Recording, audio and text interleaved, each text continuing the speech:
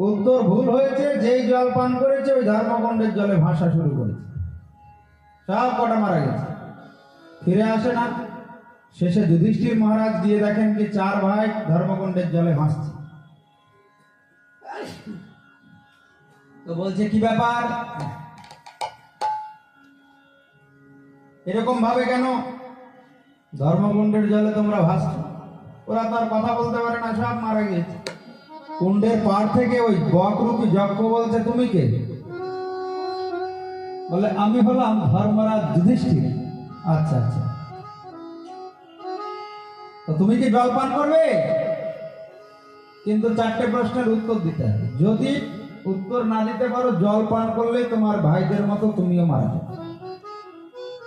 তো ধর্মরাজ যুধিষ্ঠির বলছেন, বলুন আপনার প্রশ্ন কি? বলছে আমার প্রথম প্রশ্ন হচ্ছে, কাচ বার্তা, এই জগতে শ্রেষ্ঠ কথা কি? ধর্মরাজ যুধিষ্ঠির বললেন, শুনুন মন দিয়ে, এই জগতে কৃষ্ণ কথাই হলো কথা, আর সব কথা বৃথা।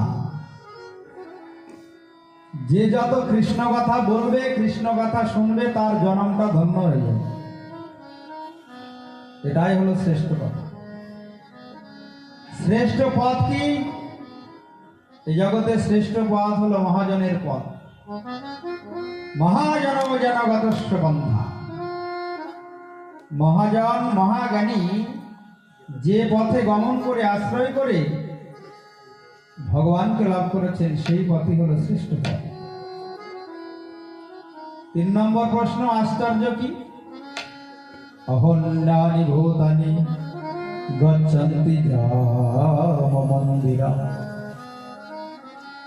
শেষাঃ স্থিরমিচ্ছন্তি কিমাশ্চর্যমতঃ পরম। দিন রাত্রি লোক শ্মশানে যায়,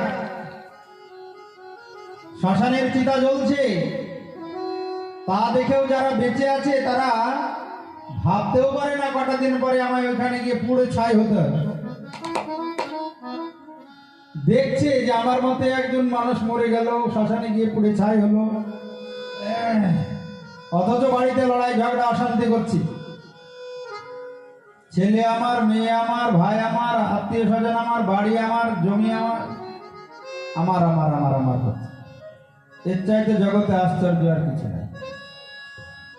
চোখে দেখেও বোধ হচ্ছে না, আমাকে একদিন সব ছেড়ে চলে যেতে হবে, তবুও দৌড়াচ্ছে কোর্টে,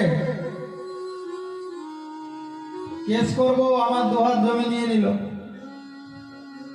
জগতের কোনো